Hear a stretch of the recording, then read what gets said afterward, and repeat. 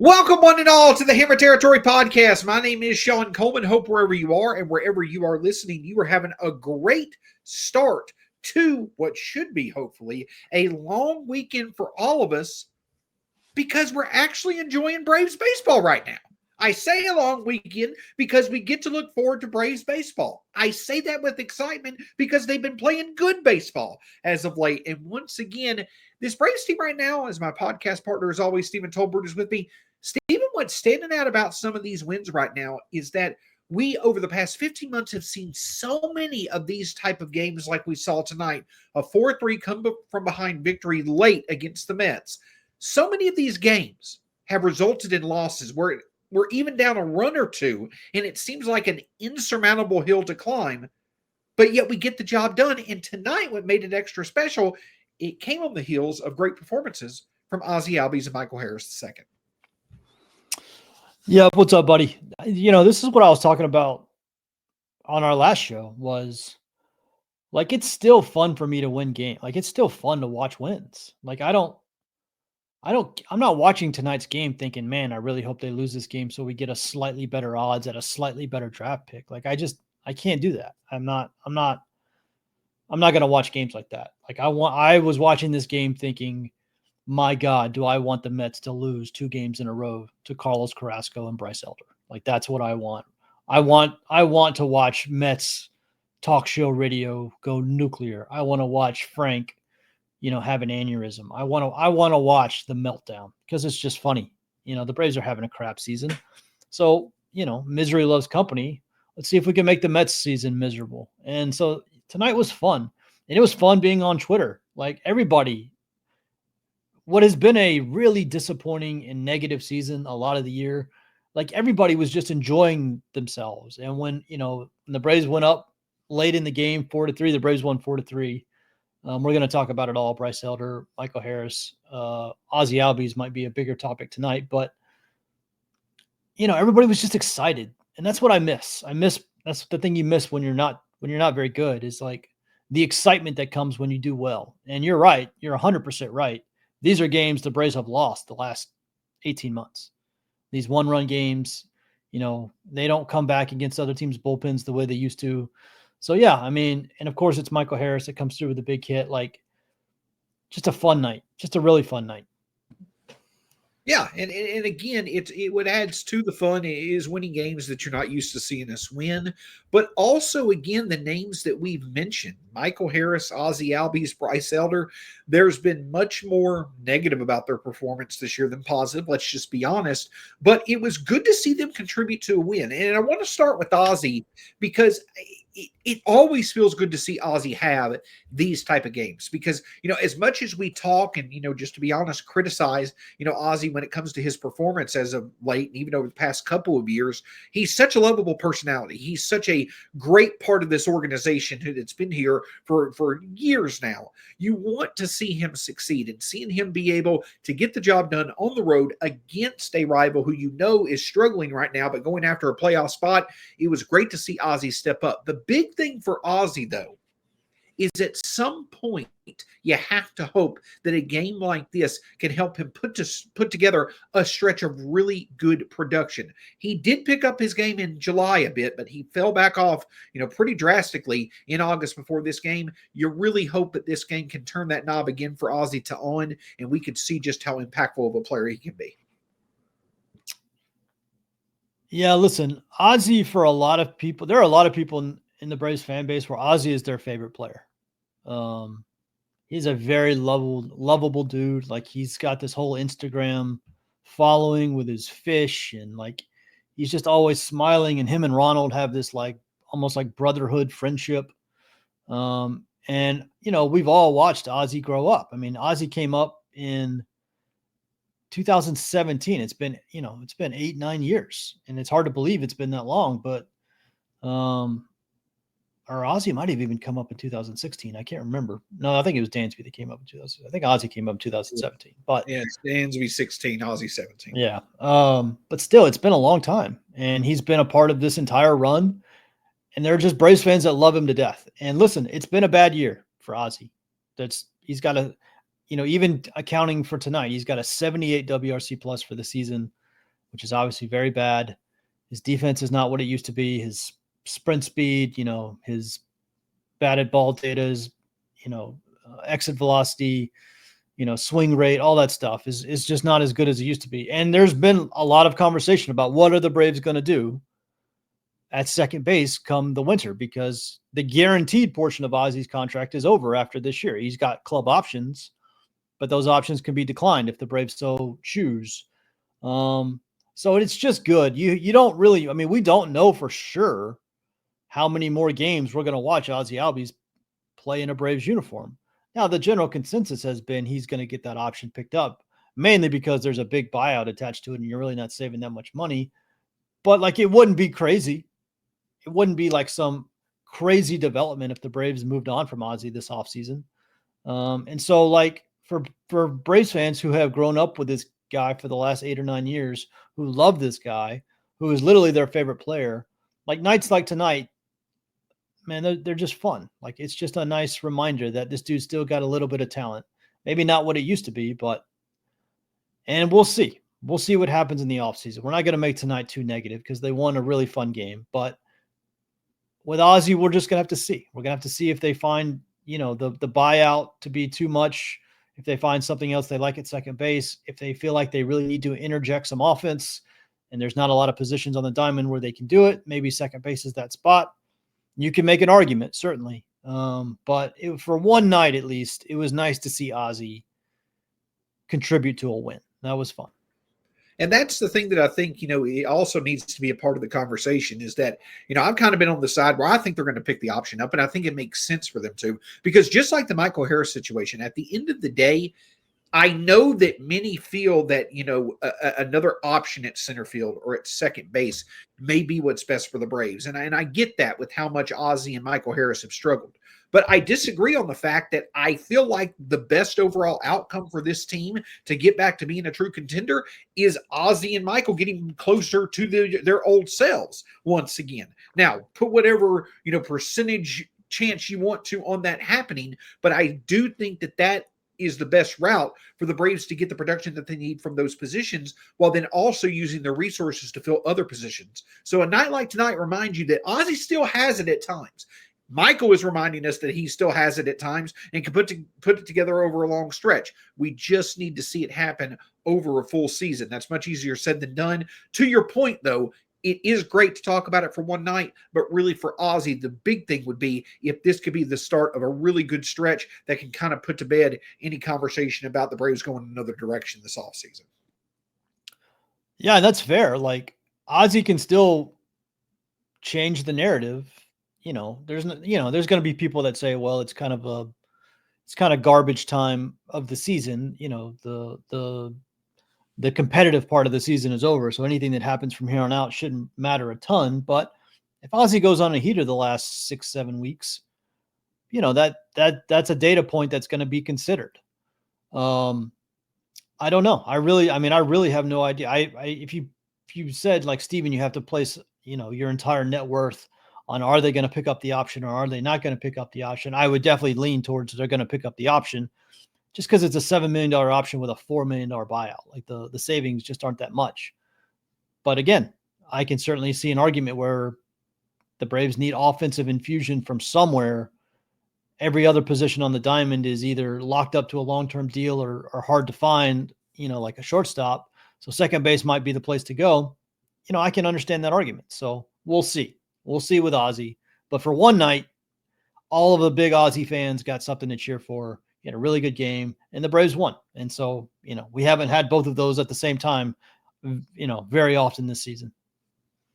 And I also want to mention another factor in the win, a big factor in the win, and that was the performance of Bryce Elder, who, again, it's rare to see this level of performance from him, but it should not take away from the fact that it was in a big moment. I know many people want to talk about us being the garbage time of the season. Well, the Mets are trying to play competitive ball right now, and we look like the better team, and Bryce Elder looked quite well out there on the mound.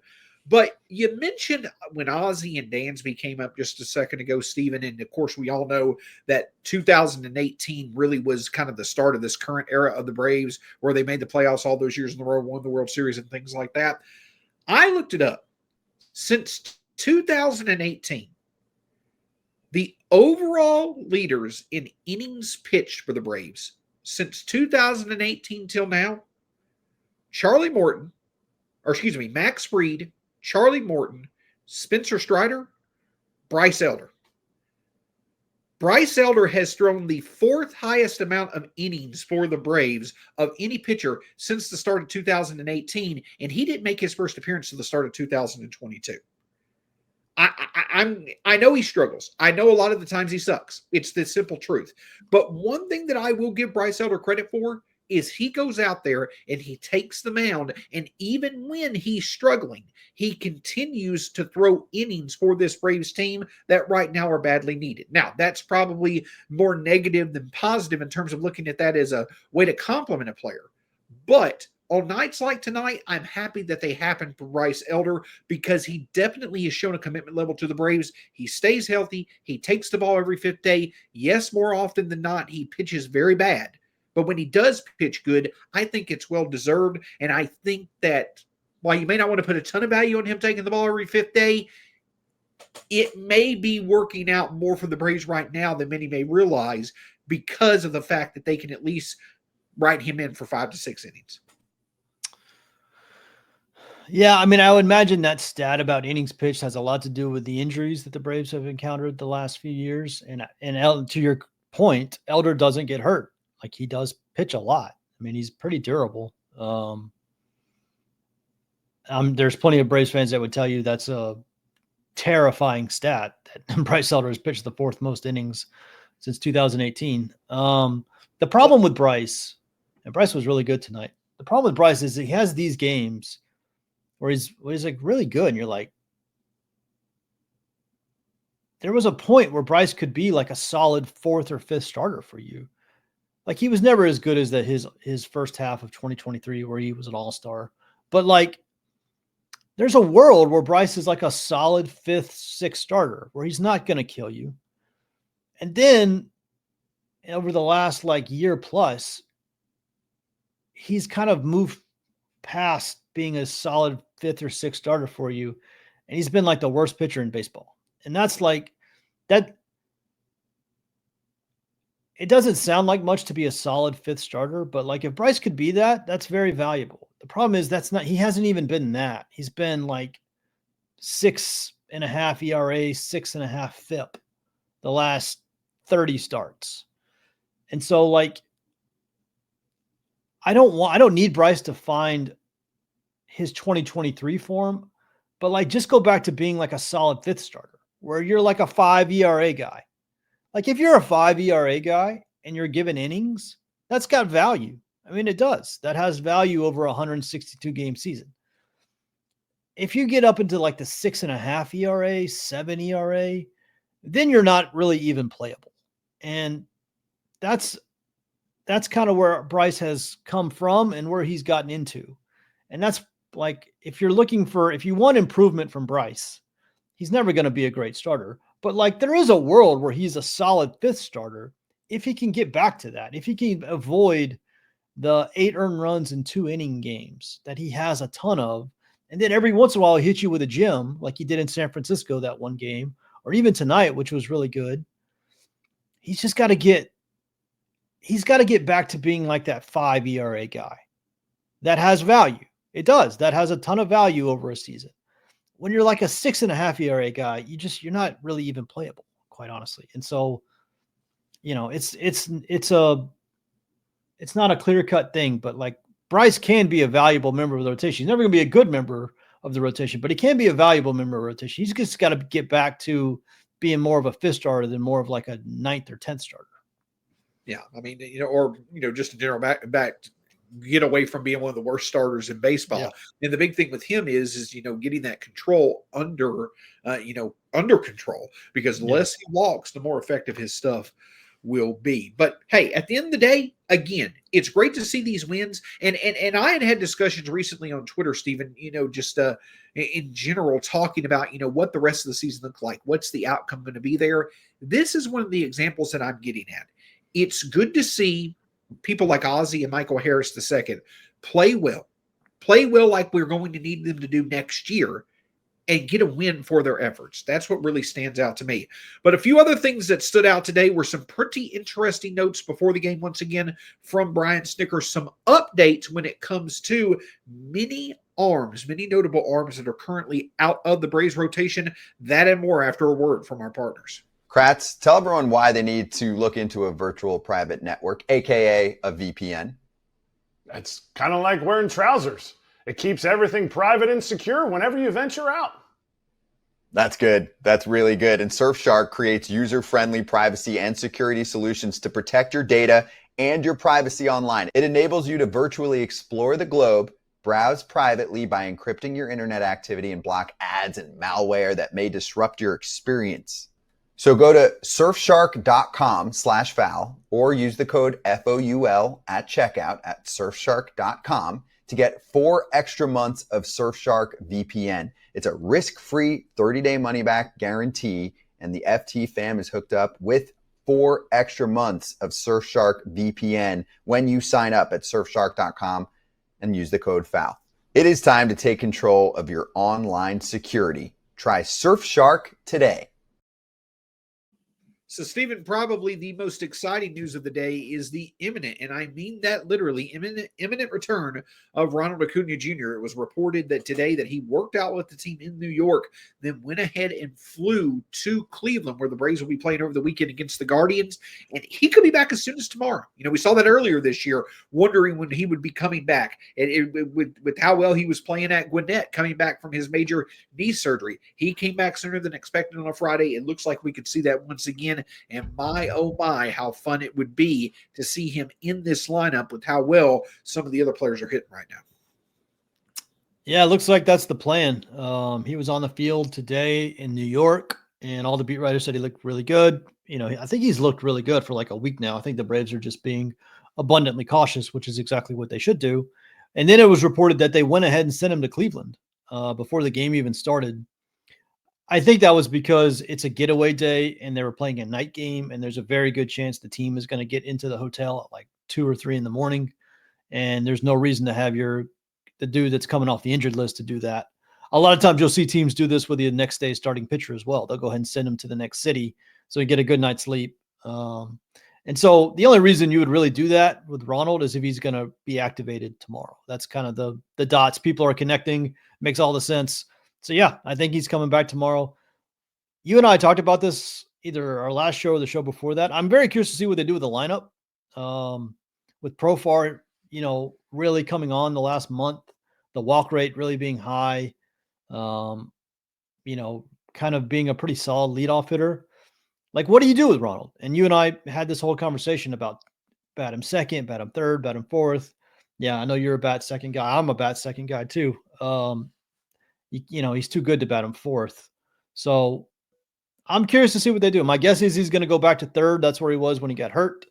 Snitker is very much a set it and forget it manager. So, I'm guessing inertia is going to win the day and he's just going to go back to where he was when he got hurt. But that's going to be a fascinating thing to watch over the last 6 weeks of the season is how this lineup works with Acuña in the middle of it. Because let's be honest, we've seen him at the top of the lineup for so long, and it's been a pretty good lineup the last month. How does it look with Acuña in the middle of it, and how does he look? And obviously there's going to be a lot of attention paid to the calf and any sort of lingering issues, but baseball is always more exciting when Ronald Acuña Jr. is playing. And so tomorrow's game is going to be that much more fun. And I give credit to the Braves on both fronts, right? They're being cautious as they should be, even if he clearly seems to be 100%, but they're also completely against shutting him down because they know that that's not what he wants. They know that's not what's best for the team, but if the level of player that Ronald Acuña Jr. is, if he's wanting to go out there and play with where the Braves are in the standings, then you go out there and let him play. You go out there and let that positive impact, those vibes that come from Ronald Acuña Jr. being a superstar flow down through the rest of the team. Same thing works with Chris Sale. As competitive of a person as Chris Sale is, you want him to take the mound if he is healthy, and he thankfully is going to get a second straight rehab start. Looked very clean in his first. I believe it's going to be Saturday for Gwinnett. But Stephen, with Ronald Acuña Jr. coming back this weekend, we could easily see a week from now talking about the Chris Sale return being imminent as well. Yeah, we said on the last show, these guys are on the doorstep, and Acuña's already kind of walking in the door. Sale, they go ahead, they went ahead and scheduled another rehab start. We assumed that was going to be the case when he only threw 40 pitches. You're going to slowly build him back up. But, that kind of puts him in line. You do one this week, you do another next week, kind of around the beginning of September, maybe even right before, of him being back in the rotation. And again, we've gone over this multiple times. If he's healthy and the bone is healed, the broken rib is healed, and he's got, limited pain or tolerable pain, let him pitch. There's no reason not to let him pitch. That's going to help his offseason. So let him pitch. And we'll obviously track how he does in his rehab start in Gwinnett. And hopefully it's a green lights from there. And we get at least, a few, maybe 2 or 3 Chris Sale starts here before the season's over. Absolutely. And while it's great to talk about, when it comes to the, true notable names of Ronald Acuña Jr.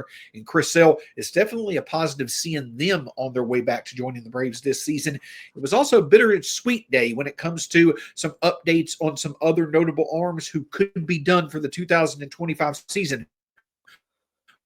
More on that in just a moment after another word from our partner. Hey, we love ripping slab packs on Arena Club. I just ripped one in a Ruby pack. Those are fancy schmancy, Kip. And I pulled a Matt Shaw 2023 Bowman Draft Aqua Lunar Crater Refractor card. And guess what? Guess what? I got a little offer. You get the instant offer right away. Okay. So they're offering me $121. Sell it back, and then I can get a new slab pack. What do I do? I want to see this thing. Hold on. Look at that. That's a beautiful card. You know what? I think that's a safe bet. I think it's going to make you a little bit of money. I think the more big league time he gets, I'd almost take the deal, though. I'm in it for the chase. I like opening more packs. I think that 121 can buy you a couple more slabs to open. And I think you keep chasing until you get something you really like. But that's the best part about it for me. That's right. You can sell it back, $121, and then open up another slab pack. Use the code FOUL to receive 20% off your first slab pack or card purchase at arenaclub.com/foul. So, Stephen, of course, we continue to get positive updates, continue the incremental steps of Ronald Acuña Jr. and Chris Sale joining the Braves. But unfortunately, it was also revealed today that it looks like when it comes to Ronaldo Lopez as well as Spencer Swellenbach, and of course, we kind of already knew with Joe Jimenez, Jimenez had a bit of a setback here recently when it comes to his rehab. Overall, Ronaldo Lopez and Spencer Swellenbach, they've just kind of been taking it slow. But the point that I get that for each of those 3 pitchers, it looks as if their 2025 season is over. Yeah, it was tough news. It wasn't necessarily unexpected news, and you kind of have to take these one at a time. So with Swellenbach, obviously the most important guy on this list, it's such a weird injury. To break a bone in your elbow is such a weird injury. I don't even know the physics of what all that affects. Like when when you're talking about the rehab process, is it like rehabbing a ligament in your elbow, or is it like rehabbing a bone that's been broken? I don't know. I've really never heard of this injury before, so I have no idea what. And I don't mean to interrupt. When he said when it came to this injury that he felt like it was caused by the increase in velocity that he's recently seen, that concerns you a bit as well, because I know that it led to a bone injury that will heal pretty quickly. But when he gets back on the mound, is his elbow overall going to be able to handle that over the long term? That was a bit concerning to hear. Right. It's just such a weird injury. We don't really have any baseline for a return or a rehab. And, it's a level of uncertainty going into the offseason, right? Because we don't really know. And I'm not sure the team really knows. And that just kind of continues a theme, because then you go to the next guy, which is Ronaldo Lopez. And listen, Ronaldo Lopez had arthroscopic shoulder surgery on April 8th.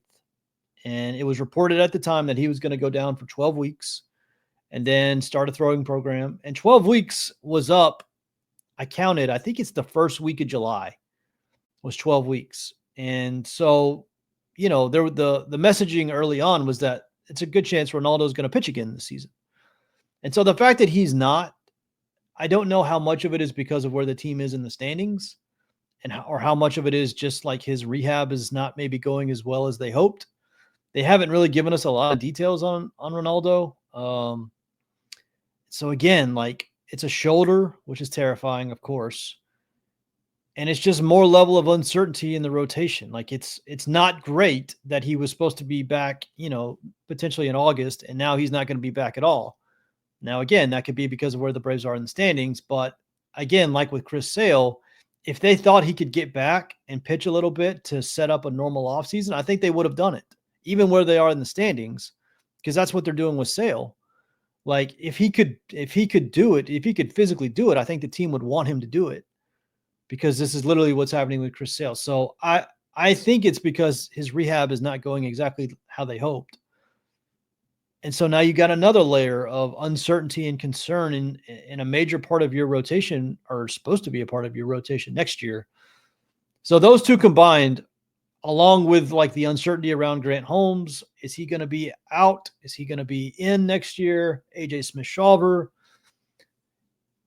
like when Chris Sale and Spencer Strider are the two like least questionable parts of your rotation in terms of like injury, that's not a great place to be. And that's kind of where the Braves are. Like they going into next year, like the questions around the rotation are just going to be so massive.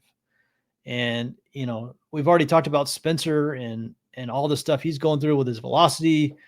There's uncertainty there. Of course, Sale is at the age he is and the injuries he collects. There's uncertainty there. Like 1 through 6 in the Braves rotation, there are massive questions for next year. So that's going to be a fascinating thing to watch in the offseason. And then Joe Jimenez, that just kind of stuck. I mean, it was a weird knee injury. They did surgery in the offseason, and then it ended up being way worse than they thought. And then it came out the other day that like his knee wasn't responding well. It wasn't able to hold the weight. Joe is a very big guy. Joe's a huge guy, actually. And so just mark one more for massive uncertainty going into 2026. And all of these guys, especially Jimenez and Ronaldo, are signed for a decent amount of money next year. Schwellenbach is still on a league minimum deal, but Ronaldo and Jimenez make real money next year. So a lot of uncertainty with some pretty prominent names in the Braves pitching staff that we're probably not going to have answers to until we get to 2026. And even then it might still be up in the air. Yeah. And that's kind of what is going to make this offseason a bit more interesting, even to the point of a bit concerning. And what I mean by that is that it seems like this upcoming offseason is kind of going to combine two of the biggest concerns that you've had the previous 2 off seasons. 2 off seasons ago, it was the Braves clearly adding a starting rotation level talent back to the organization, with so many potential starting pitchers leaving the organization, as we've seen do over the past couple of years. This past offseason, it was the bullpen where we had questions, and of course that wasn't answered. Well, now you potentially have to fill multiple spots on both ends, because you've got so many of your starting rotation, you got so many questions around that, just like we had this past offseason, but now you've had even more injuries, and of course the ineffectiveness of the bullpen. A couple of things that that makes me wonder about is we're in that early to mid era or area of the season in August where you typically see teams do extensions. I wonder if the Braves potentially could go to Raisel Iglesias and see if he would be willing to stay around for another year. Him being at the back end of the bullpen, you don't necessarily guarantee him the closer spot, but that is something you at least know that he's going to be healthy. He'll take the mound, and he still has the capability of getting the job done. That could be a route that you could go. But the overall point that I'm getting at is not only do you have so many of your most important pitchers entering an offseason where they're not at 100% health, but you also don't know what their outcome beyond this year is going to be. Is Ronaldo going to be in the bullpen? Who's going to be your ace next year along with Sale? Who's going to potentially be your closer? All those questions remain. And so this team at some point has to find answers. And it's just frustrating that, and obviously a bit concerning, that not only do some of the older questions continue to get louder, but new questions form, and we don't see a lot of answers when it comes to the consistency and reliability of Brave staff. Yeah, I mean, just think about it. Just go like position by position on the pitching staff. Like literally 1 through 5 in the rotation have had some sort of major injury this year. Strider is dealing with a drop in velocity, and we don't know what that's going to end up being for him. Holmes has got this pending Tommy John surgery. Ronaldo's got the shoulder. Schwellenbach's got the elbow, right? That's the whole rotation. And then you go to the bullpen. Rossio Iglesias is a pending free agent. He just came off a pretty rough season. Joe Jimenez was supposed to be the primary setup guy. He's been out the whole year and isn't coming back and has got this questionable knee. Like every spot, like critical spot for the 2026 pitching staff is like got a massive question. And the same thing we said 12 months ago too. Yeah. At least last offseason we had like Sale coming off of Cy Young. We had Schwellenbach. Like we didn't have those questions with those guys. Even Ronaldo had such a good year last year. Like we didn't have that. Now it's everybody. Now it's every critical name on the pitching staff. Maybe not named Dylan Lee. Like that might be the one guy who's like solid, really good pitcher that should be fine for next year. Outside of that, like everyone else, it has got this massive question attached to their name, and a lot of them are paid real money. I have no idea. I have no clue how Alex is going to handle this in this offseason. I just don't think you can just go into it thinking, yeah, everybody's going to be fine. We don't really need to do much. Like the odds of all of these guys being fine next year, it seems tiny. Like you're going to have some of this go poorly. Maybe not all of it, maybe not most of it, but some of it's going to go poorly for next year. That's just how pitching is. So how the Braves approach the rotation and the bullpen in the offseason, man, you want to talk about a fascinating storyline. And then you add on top of that, the offense was a big weakness for the team for a large part of this season. I mean, hell, it's going to be we've talked about it a lot, but it's going to be a fascinating offseason. And the thing that I'll say is this, though, is that we know that Alex has not shied away from giving away big contracts if he felt it made sense. I know many are thinking to themselves, well, if he wants to give out a big contract, why didn't he just keep Max Fried? Well, I don't think he's going to go that big. But, being tied to names like Aaron Nola, Nathan Eovaldi, Jeff Hoffman, Tanner Scott as well, Alex Anthopoulos will make the big move if it makes sense, if it's someone that he truly feels can help this team. So I think as much as the Braves are sitting here talking about they're rolling in the money, I think at some point for the right person, they will open up the, purse strings a little bit, open up the pocketbook. But that's the thing about it. You're probably going to have to see that happen because as awesome as it is to see a Hurston Waldrop and other internal options potentially improve to the point to where they can be in the majors, you've got to solidify this at some point with what has already been a reliable arm or two outside of the Braves organization. I think that could be something we see this offseason is a bigger than expected move for another arm to be added to the Braves staff. Yeah, I mean, I think they have to go get somebody that's like a durable starter. I mean, the Braves have just kind of quietly built an extremely risky rotation. I mean, they just have like the durability of Chris Sale, the durability of Spencer Strider, the durability of Ronaldo Lopez. Now you've got Grant Holmes with this elbow, pending Tommy John. I do think like Eovaldi last offseason would have made so much sense. I think they have to go get somebody like that. And listen, we do need to point out, we've said this before on the show, next year at AAA, they will have some really high level pitching prospects that are a quality that they have not had in several years. Fuentes, Waldrop, there's a bunch of them. J.R. Ritchie, I think, is in AAA now. And then you have what is Joey Wentz? We don't know. Is Joey Wentz real? Is any of this real? Or, what is he? So they do have some young guys, but yeah, I mean, it's going to be fat. I mean, you almost feel like they have to go get somebody who's reliable and dependable and a proven major league starter who has shown they can get through a full major league season healthy, which none of the Braves can apparently do the last few years. I don't know. It's going to be a fascinating offseason. And I think it goes back to the point of, yes, injuries are not clearly the biggest factor in what has derailed the Braves 2025 offseason. It's obviously been performance mainly from the offense. But I do think that it's worth, mentioning that, if you feel that the Braves struggles over the past 15 to 18 months has mainly been the offense, yes, that probably is true, but questions around the starting staff, especially when it comes to injuries and freak one-off injuries that you just can't control, that's played a factor as well. You just hope at some point in time, maybe for a season or two, we could have more answers than questions. Steven, do you have anything else as we wrap up this edition of the Hammer Territory podcast? No, the Braves just took 2 out of 3 from the New York Mets, with the 2 wins coming with Carlos Carrasco and Bryce Elder on the mound. So, while the Mets are in a free fall. And listen, there hasn't been a lot to cheer about this year for the Braves, for Braves fans. I would suggest for Braves fans, for tonight, for tomorrow, just hop on Mets Twitter. Turn on the radio and listen to a Mets call-in show. If you just want to experience some joy in what has been a largely joyless season, really enjoy the next 24 hours of watching Mets fans you're talking about 1 foot off the ledge level, meltdowns.